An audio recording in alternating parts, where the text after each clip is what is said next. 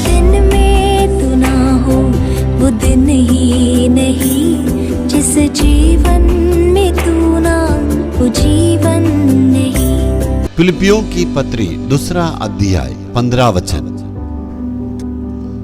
ताकि तुम निर्दोष और बोले होकर टेढ़े और आटीले लोगों के बीच परमेश्वर के निष्कलंक संतान बने रहो, जिनके बीच में तुम जीवन का वचन लिए हुए जगत में जलते दीपक की नाई दिखाई देते हो।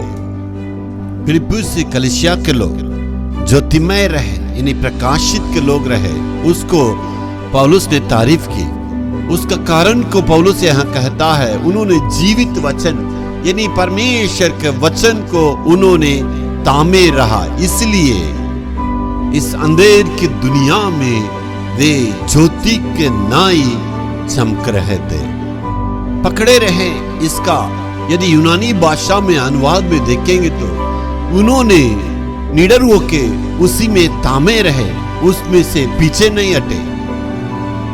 इस अंधकार की दुनिया में, इस दुनिया की लोहों के सामने हमेशा चमकना है। यदि ज्योति देना है तो परमेश्वर की वचन को दृढ़ होकर उसमें स्थिर होकर पकड़े रहने से हम दुनिया की लोहों के सामने अपने ज्योति को प्रकट कर सकते हैं।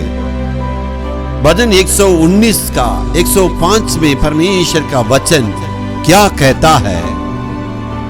लिखा है, तेरे वचन मेरे पांवों के लिए दीपक का समान है, यानी अंधेरा में हमारा कदम इधर उधर न भटके। इसलिए परमेश्वर का वचन इस संसार के लोहों के सामने हमें एक दीपक के समान मार्गदर्शिका के रूप में काम करता है।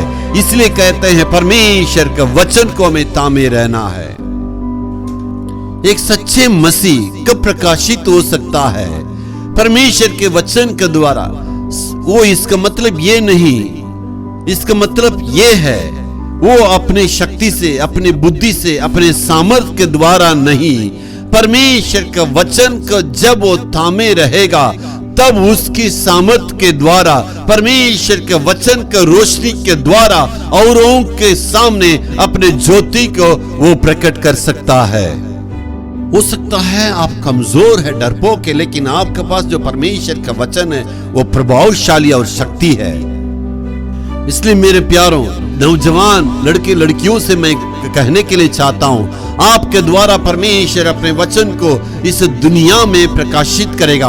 आपके चाल चलन के द्वारा, आपके बोली के द्वारा, आपके जीवन के द्वारा परमेश्वर का वचन लोगों के सामने प्रकाशित होगा। Hallelujah, hallelujah.